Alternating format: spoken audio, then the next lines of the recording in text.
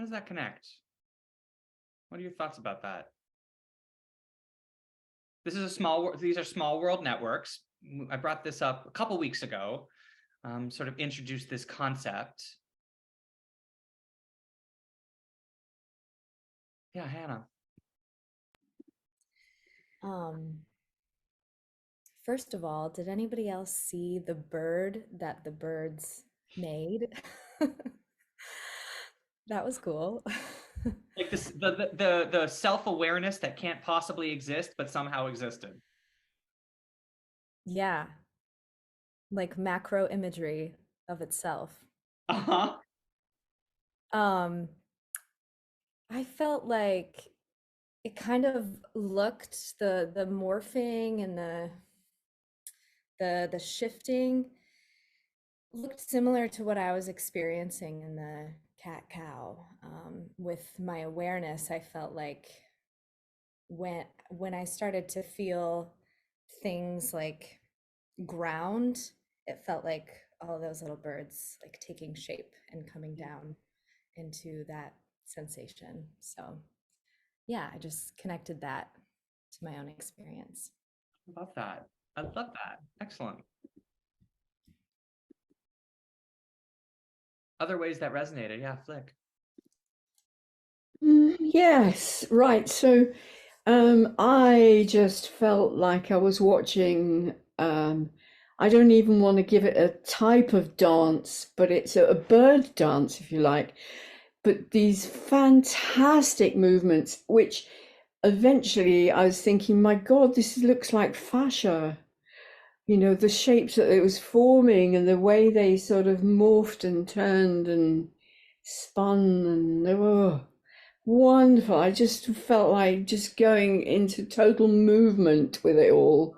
Bit of Tai Chi or Qigong or something. And oh, it's just wonderful. But what else did I get from that? There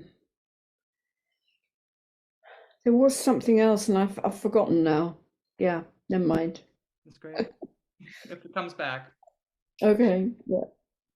Rachel. It looked similar to Tai Chi for me. Some of the movements that they do and practice. I've never done Tai Chi. I've done it once, but it was not something that I resonated with because there's so much detail in the next step. But this was so beautiful and it seemed orchestrated yet not. So constrained but not.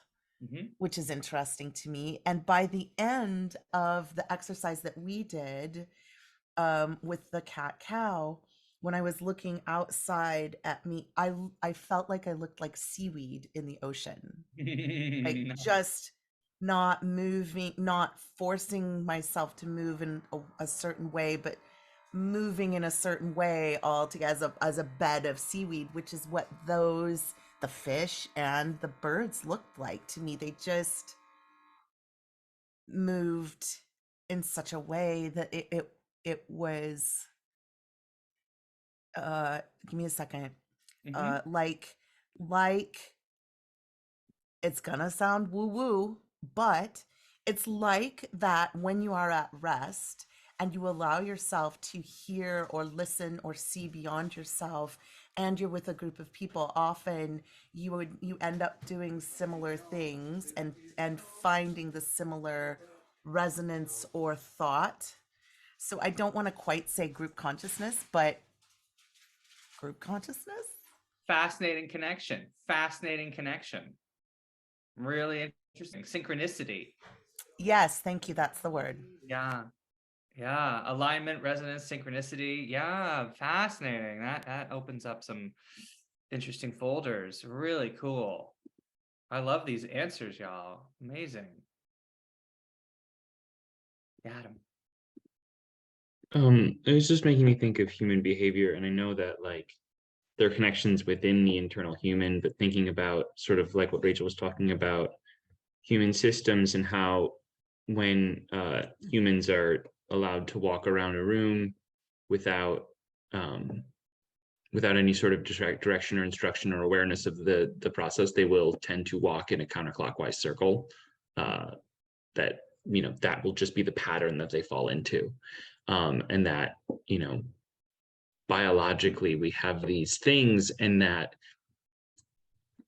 what these birds and these fish do is often something that we consciously strive for in a way that they unconsciously inherently know how to do. You know, I think about things like choreography. I think about things like choral singing. I think about all of these things where we're striving for that level of synchronicity, and that when this person moves, I move, and to move together without thinking, without thought, and how consciously we strive for those things. And then how at the end of the day, it's unconsciousness that allows us to achieve that. I work, one of the things that I do as a choral director, and work really, really hard on, is making sure that my artists breathe together. We just went through a process where I music directed All Is Calm. We had 2 weeks, and I told them on day one they would not have a conductor for the performances. They would be, everything would be, you know, self-directed, with no one in the ensemble going every time they had to come in on something. And they looked at me like that was never going to happen. And we just worked on breathing together every day for those 2 weeks. And by the, you know, after the first week, they were all like, can we please have a conductor? And I was like, no, because that was still in their conscious mind. They were still thinking about when to sense the silence, when to breathe together, when to do all these things. And then by the end of the second week, it was subconscious. It was just, this is where we start, this is where we end. They were just moving together. If we had another week, it would have been even, you know, even better. And it was, you know, as things move into that subconscious. But I often think about that exercise and think about, if our thinking mind wasn't there, would we find that breath together much sooner, because we're not anxious about missing, because we care about getting it right. And if we didn't, do our bodies biologically already know how to do these things, is sort of the questions that, and probably is the answer. And these are the things I think about, like, how much does our thinking mind hold us back from what, you know, biologically we probably already have programmed. There's a very cool 6 CD set. I'm sure you can get it on Audible, or I don't think it was actually a book. It was just released on CD, called The Neurobiology of We, like WE, us. The Neurobiology of We. And basically at the end, spoiler alert, it says, you know, we're biologically wired to connect to each other. We have this capacity for attunement. And it goes through mirror neurons and all that business, but it's using mirror neurons and other neurological processes as evidence for this is hardwired into us, where we have so much soft wiring at birth, but is hardwired as connection. And those were beautiful examples of other small world networks, you know, like just the simple rules of being aware of your 6 or 7 neighbors, like it was saying in the memoration video, and not bumping into your neighbor, and just staying attuned to what's around you. You know, like your choir is going to be together, your orchestra is going to play together, and the one person who's not attuning is going to suck everybody down, right? Like they're going to really be the fly in the ointment, so to speak. I have a student who has got some pathological voice things, and has seen all the doctors and everybody, and so we're working together. And he was a Broadway conductor for many years, and tells me the story about how after conducting like 700 performances of Joseph on Broadway, he quit conducting for like a year and took conducting lessons, because he realized while he was conducting that the orchestra wasn't following him. They were just playing what they're used to playing, that he was just keeping time, and that they weren't actually following him. And if he wanted to make a change, they weren't picking it up. And so he went, I'm a fraud. I don't know what I'm doing.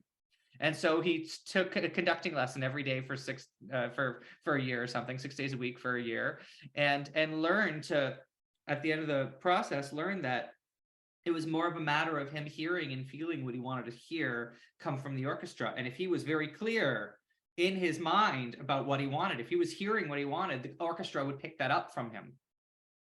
It was so much less about the keeping of the time and more about him being specific with what he wanted to hear in the environment, and then that would reflect back at him. Very interesting. Let me show you a couple pictures. I love every single thing you said. This adds a different kind of quality of value. Just wonderful. So let's see how these pictures align or don't. And we're going to play with zooming in and zooming out a little bit. So what is this? Is this anything? Is this a recognizable anything?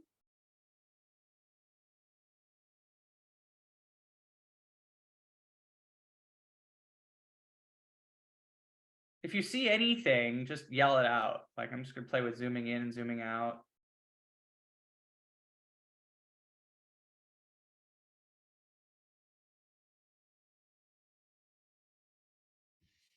A person with a mustache. Person with mustache. Around when were you able to see that it was a person with a mustache? Just tell me to stop. Mm, maybe a little closer.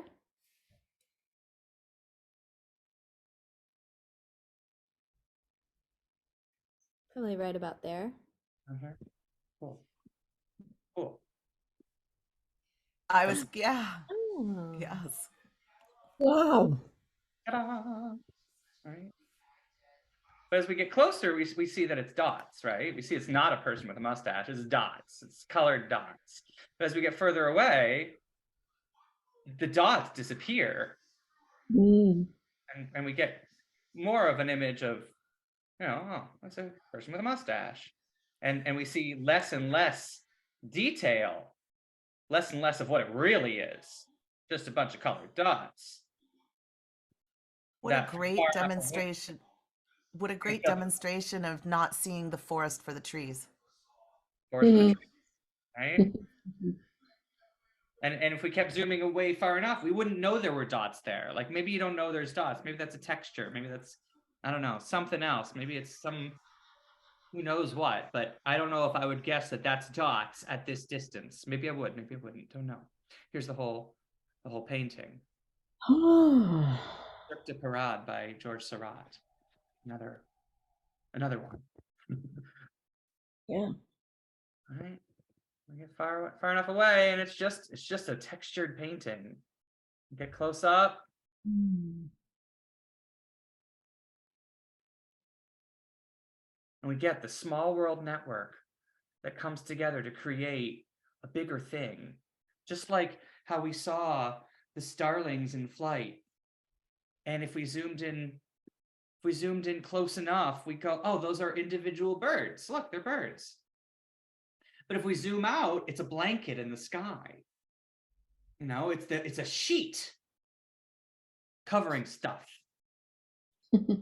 Blanket descending, or a big bird made out of, what is that? A bunch of little birds? Crazy. That's interesting. So depending on how we magnify our gaze, we are very similar. And in our call to presence, we looked at atoms and we looked at the whole. And we could keep zooming out and looking further and further away from ourselves and see that we are a part of a bigger whole, part of a bigger collective. And from far enough away, we aren't even a dot on the canvas. And then close up, we're a something. But as we get closer up, we're actually many things, just like the birds. Collection of atoms and molecules and stuff. And I hear people, query, how is it that we don't fall through the chair when we go to sit?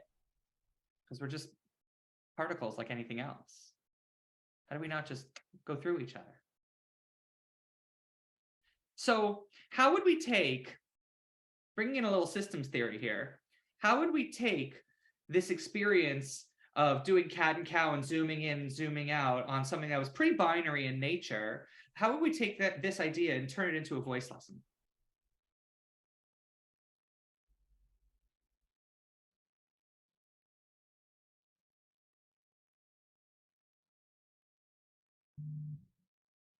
Let's do something.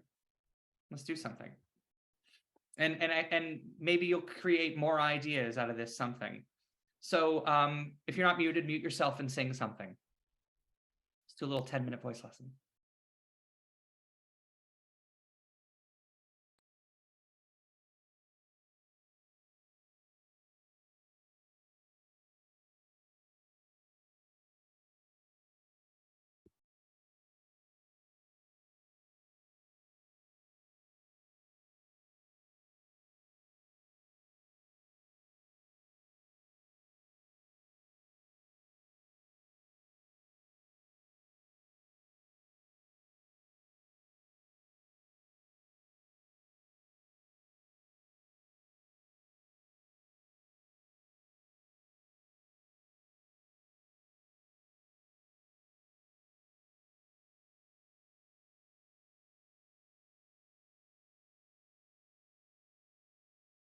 Pause for one moment. And go and sing that again, but put your focus on your breath.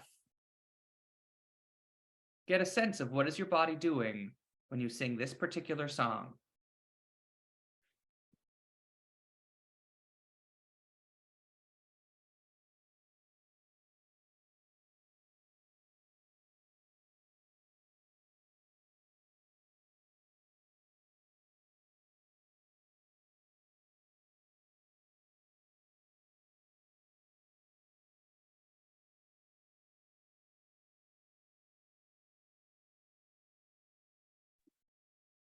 Pause really quickly, because you could be interpreting this idea in many ways.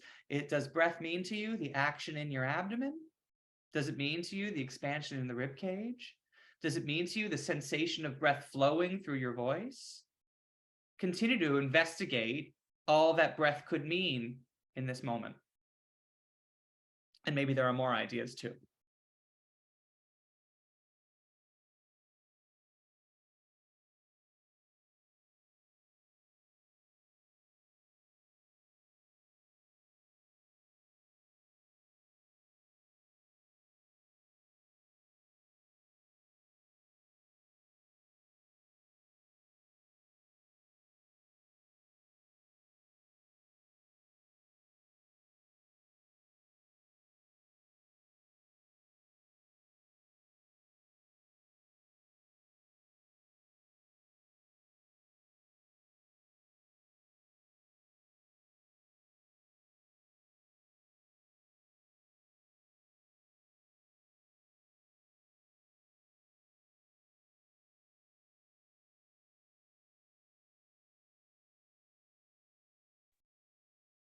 Pause for just one moment. If there's a way that you could zoom out and see all of this as a coordinated movement of the breath, including the movement in the abdomen, the feelings around the diaphragm, the rib cage expansion and movement, the sense of breath moving through your voice, into your throat, into your mouth, can that be held together as one small world network in your mind's eye somehow? Play with that for 30 seconds.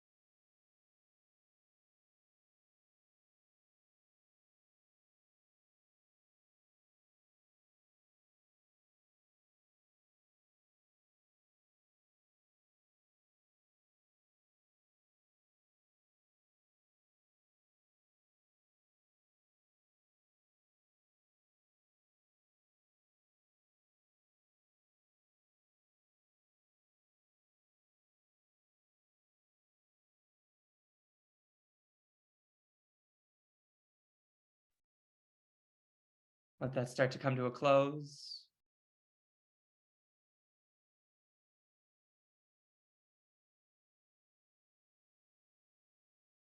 Things shifting. It's interesting to keep track just of these little ideas and these little contrived lessons. Like maybe I'd introduce this idea to a student, but we wouldn't stay in this kind of like only do it this way for a whole lesson, but it could be a call to presence or an entryway into a lesson. Because if you think about when you were trying to see all of that happening at once, what was easiest? What was hardest? What was I kept forgetting about? Notice how the air is moving in my mouth, or notice how the ribs, for me, it was, I kept forgetting to include in the image, the whole image of how what my ribs were doing. I was very attuned to my abdomen, very attuned through my vocal tract, but I kept going, there's a less knowing around my ribs. So maybe I need to focus a little bit more there. So maybe that would start to zoom the lesson inwards towards something going on here, that if we expanded the self-image, the homunculus, the neurological self-image around the ribs, That might make this body more in communication, more in alignment, more in attunement, more in synchronicity. So let's do another similar experiment. So sing, but put your attention on your lips. What are your lips doing?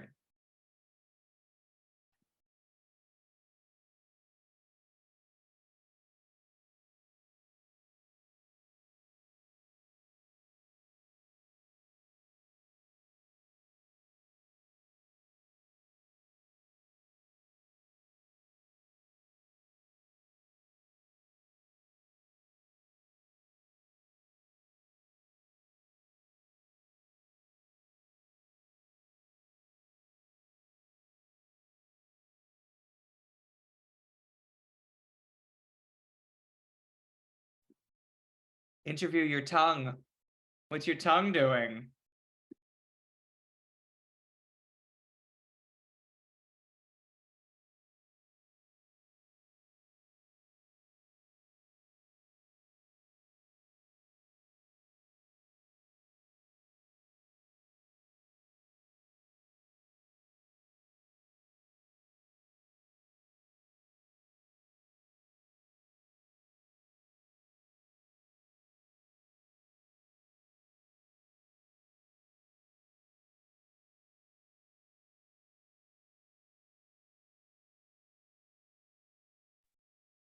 Let yourself take breaks. This is a lot for your nervous system, but when you're ready, go see what your jaw is doing, particularly the space between your upper and lower back molars, that area in front of the ear.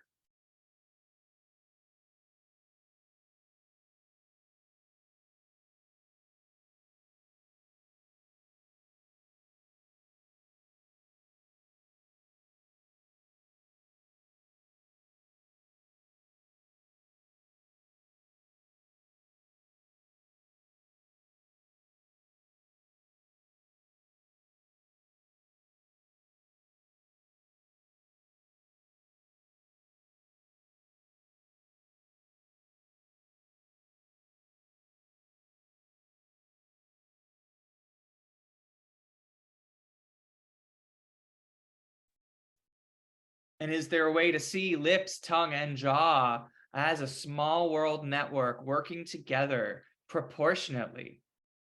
Everything participating and contributing equally.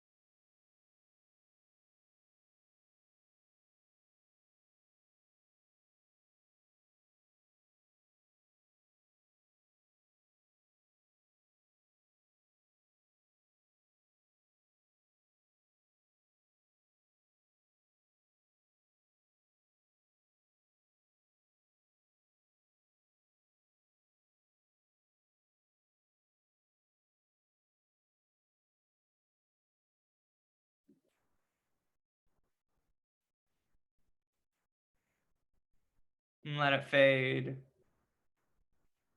I see how curiosity is taking hold. I see how you're guiding yourself.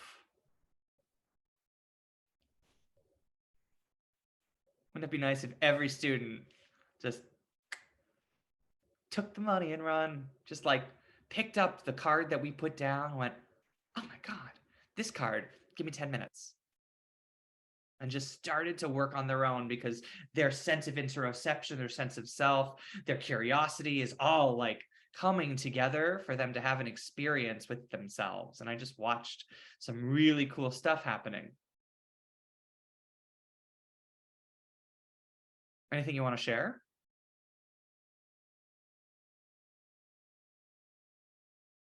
Slick. Well, I had a bit of a breakthrough actually. Blimey. Right, okay. So for those of you that don't know, I've done an energy therapy training, 4-year energy therapy training, as well as the 4-year psychotherapy training. And the breakthrough that I've just had is that when I sing, I hold my energy field in. And there are 7 layers of the energy field, if not more. But I keep mine very close. It's like the etheric body is really holding me in. What I discovered was there's an exercise, if you haven't done it, it's an exercise. If you hold your hands together and you, not with a computer screen behind you, but with a dimmed light, and preferably aiming towards a white wall, you can see the energy field between your 2 hands as you pull away. You have to do a sort of a squint thing, so you're not actually focusing like you would normally when you look at something, but a sort of a squint thing, and pull your hands apart, and you might see an energy field moving between those 2 hands, as if you have bubble gum stuck to each hand and you're pulling it out and pulling it out and pulling it out, and it's stretching and it's stretching and it's stretching. And I'm thinking when I'm saying this, it's a bit like fascia. And what I'm thinking when I'm singing is that I'm not doing that.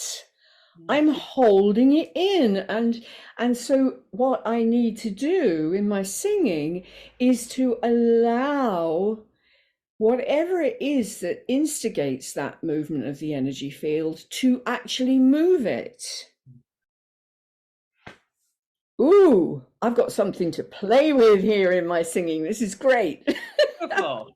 Beautiful. And you know what I love is, like, you never know what your student is going to get.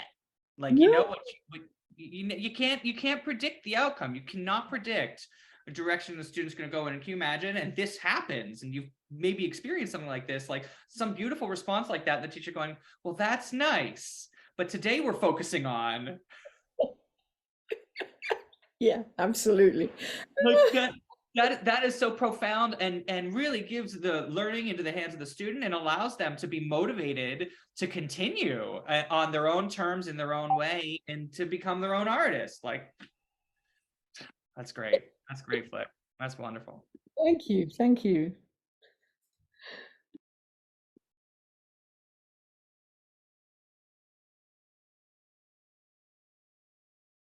So another way you could look at this, I had this idea a moment ago about how you throw the focus to a few different places, and then there's a black hole. There's a lack of awareness somewhere, and you can really expand upon that. The other way about it, or the opposite, would be what made the biggest shift. So if you think about whether it's the movement of the abdomen or the ribs or the feeling of air, what ignited your voice? What put it on a pathway that was like, whoa, I want to continue along that path? Same thing with when you put your attention on the lips, tongue, and jaw. Which one seemed to give your voice the biggest boost or the most juice or gave you a newest experience? Go pursue that, right? Like, it just provides a direction for a lesson that happens organically. And I have started to make this kind of very open exploration the launching pad for many of my lessons, because it just unites the network between me and my student as they have an experience that they want to continue to work with. It allows me to know what works for them and what helps their body respond fast.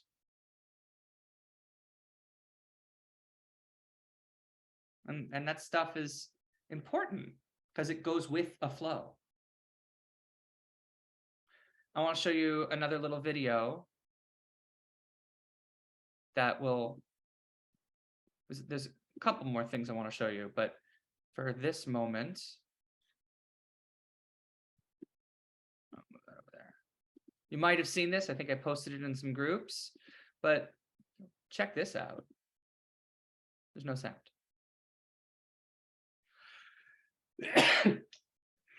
Oh no.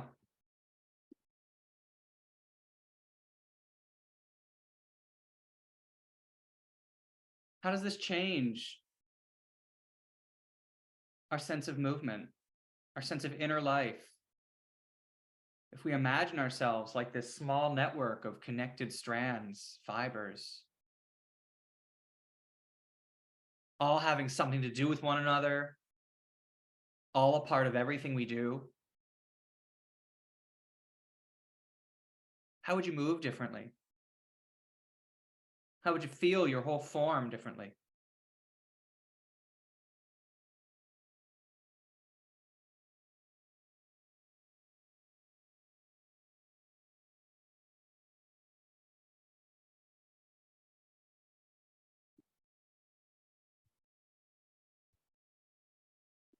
We need more of that video, more of all that.